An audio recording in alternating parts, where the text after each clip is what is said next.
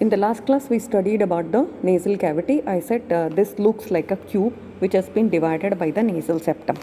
So that is the partition, so which is dividing it into two parts. So I can't say two halves, I have already specified, because usually this partition, it will be deviated to right side. So that is usually seen in 90 to 95% of the individuals, we have already discussed. So I can call this as medial wall. So this as the lateral wall. This is the roof, this is the floor. So anteriorly it opens through anterior nares or nostrils, and posteriorly it opens through coina or posterior nares, that we have already discussed. And in the last class we have already studied about this partition, that is medial wall of the nasal cavity, otherwise called as nasal septum. Now today we will be studying about the lateral wall of the nasal cavity. As we had seen the medial wall which was being formed by so many bones, so similarly the lateral wall is also formed by many bones. Now let us look at the bones which form the lateral wall of the nasal cavity.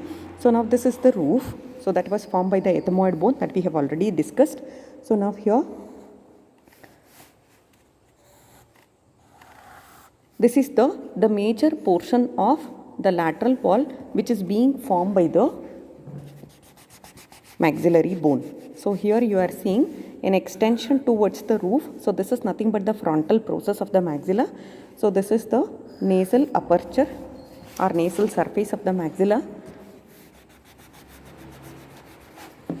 Here this is the nasal surface. So this is the maxilla, and the same maxilla, it also forms the hard palate, which is nothing but the floor of the nasal cavity. So this is the contribution from the maxilla. So this is the frontal process of the maxilla. Then here the sloping portion of the roof we had already seen. So this was formed by the frontal bone which bears the frontal air sinus, and behind the sloping portion was formed by the sphenoid. So this we have already seen. This is the sphenoidal air sinus, rostrum, and the crest of the sphenoid, so which was forming the posterior sloping portion of the roof. Anterior sloping portion was formed by the frontal bone. So and then frontal bone was articulating with the nasal bone. So this is nasal bone, this is frontal bone, and now this is maxilla. So now this is roof which is formed by the ethmoid bone, and now this is sphenoid. Okay. So now if you come down here, so along the lateral wall, so you are seeing from this ethmoid which is forming the roof, so it sends bony projections towards the lateral wall of the nose. So you can see this is the first projection which is called superior concha, and below that you can see one more projection, this is called inferior concha. So middle concha. So these two projections are coming from the ethmoid itself. So this is the ethmoid which is forming the roof. So the same ethmoid, it is sending projection downwards. The first projection is called superior concha, the next projection is called middle concha. So these two parts which are coming from the ethmoid itself, they form a portion what you call the labyrinth of the ethmoid. So this is called labyrinth of the ethmoid, so which is being formed by the ethmoid bone itself, producing two bony projections in the lateral wall of the nasal cavity, superior concha and middle concha. There is one more concha which is below. So this is an independent bone, this is called inferior concha. So three bony projections are seen from above downwards in the lateral wall. Two of them are part of the ethmoid bone, and below one is an independent bone, inferior concha. So now, so if you come up again, so here the spaces you can see here along the lateral wall. So between the roof and then the superior concha, can you see this space? Because it is between the sphenoid bone and then the ethmoid bone. So this is called as sphenoethmoidal recess. Sphenoethmoidal recess. Now below the superior concha, this depression, this is called superior meatus. Below the middle concha, this depression, this is called middle meatus. And below the inferior concha, this space what you are seeing, middle meatus. Now if you come posteriorly, you will see one more bone here. So this is the ascending process of the palatine bone. And now given from the sphenoid bone, here you will see this is the pterygoid plate,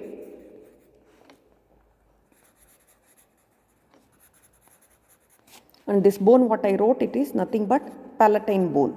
It is nothing but the palatine bone. There is one more projection from this ethmoid towards the inferior concha. So that projection from the ethmoid towards the inferior concha will be called as, so here this will be called as uncinate process. This is called as uncinate process. So here between the maxilla and then the ethmoid, one more bone, it comes down here. This will be called as lacrimal bone, descending process of the lacrimal bone. Now I will use different colors for each bone. So first let us write maxilla. So this is maxilla.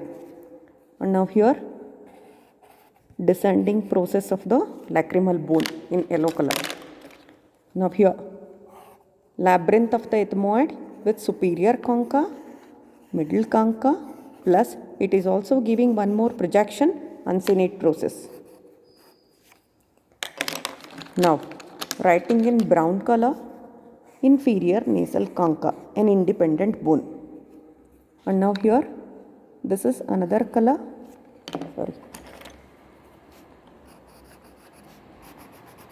this is ascending process of the palatine bone. And now here the pterygoid plate, and above this is the sphenoid. So the lateral wall gets its contribution from plenty of bones. You can see the maxilla here, you can see the descending process of the lacrimal bone, you can see the labyrinth of the ethmoid with the uncinate process. Here you are seeing sphenoid, the rostrum and then the crest, and then the pterygoid plate, and you are seeing the ascending process of the palatine bone plus the palatine crest of the maxilla itself. So there is contribution from the palatine process of the maxilla also. So all these, they form the lateral wall of the nasal cavity, and the features of nasal cavity, lateral wall of nasal cavity are, you are seeing 3 bony projections, of which 2 are parts of the ethmoid bone, labyrinth of the ethmoid, and one is a independent bone, that is inferior nasal concha. These 2 are called superior and middle concha. And now in addition to that, you are seeing the spaces which are being created here between the between the roof of the nasal cavity and then the superior concha, sphenoethmoidal recess, which gets the opening of sphenoidal air sinus. Then you have the superior meatus. So this superior meatus gets the opening of, which is below the superior concha, this gets the opening of posterior ethmoidal sinus.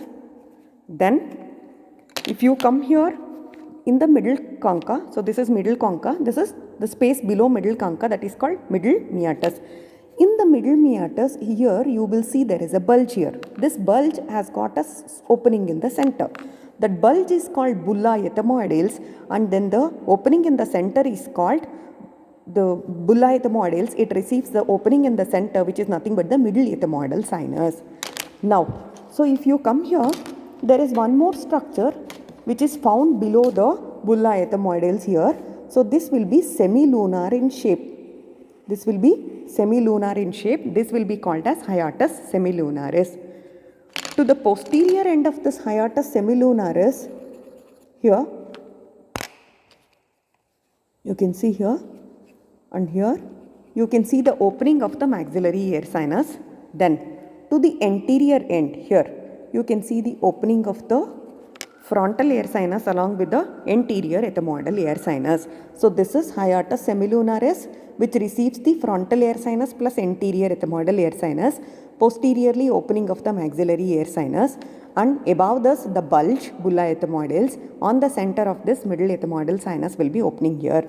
And when you come to the inferior concha, the space below that will be called as inferior meatus. Anterior portion of the inferior meatus will be receiving the opening of the nasolacrimal duct. Nasolacrimal duct, one of the components of your lacrimal apparatus. So that's why whenever we cry, we have seen the tears which are running down the nose. That is because of this communication between the lacrimal apparatus and then the lateral wall of the nose, that is nasolacrimal duct, which is opening here into the inferior meatus. So we saw the bones which form the lateral wall. We saw the features of lateral wall, the 3 concha and then the meatuses which are formed, and then we saw the structures which are opening into these meatuses.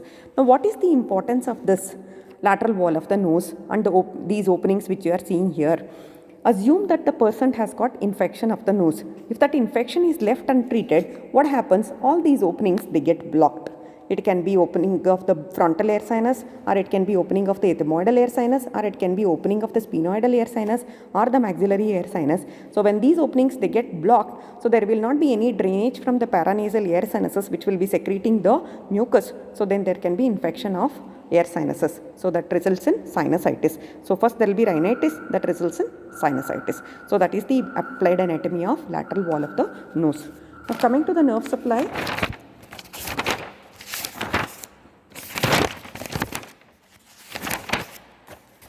Nerve supply, blood supply and lymphatic drainage of the lateral wall of the nose. So coming to the blood supply of the lateral wall of the nose. We have already studied about the blood supply of the medial wall of the nose. Almost same thing holds good here also. So from, you can see here again we have divided the lateral wall of the nose into 4 quadrants. So I am writing here anterior ethmoidal artery, anterosuperior quadrant, then facial artery, anteroinferior quadrant, and now here from the posterior quadrant, so it which is receiving the sphenopalatine artery and then the greater palatine artery. So posterior quadrants are supplied by sphenopalatine artery and greater palatine artery, the branches from the third part of the maxillary artery. Anterior ethmoidal artery, anterosuperior quadrant, so which is a branch from the ophthalmic artery, and then facial artery, a branch from the external carotid artery. So in facial artery, so which gives the superior labial artery, here the alar ramus, that is the lateral branch from the superior labial artery. Alar ramus, so that comes to supply the lateral wall. So anterior ethmoidal artery, so facial artery, and then sphenopalatine and greater palatine artery. Now coming to the venous drainage, anterior ethmoidal vein, so which goes to superior ophthalmic vein, and from below facial vein which goes to internal jugular vein, and from behind it goes to pterygoid venous plexus and then the retropharyngeal venous plexus. So this is about the venous drainage. Now coming to the lymphatic drainage. So from anterior 2 quadrants it will come to the submandibular group. It will come to the submandibular group, and posterior 2 quadrants it will go to the retropharyngeal group of lymph nodes. Now coming to the nerve supply, again the nerve supply anterosuperior quadrant, anterior ethmoidal nerve, and here from below it is the anterior superior alveolar nerve, and posteriorly it is the posterior lateral nasal branches of pterygopalatine ganglion. So it is also being supplied by anterior palatine nerves and then the short and long palatine nerves. So here mainly posterior lateral nasal branches of sphenopalatine ganglion, anterior ethmoidal nerve, and then the anterior superior alveolar nerves. So this is the nerve supply of lateral wall of the nose.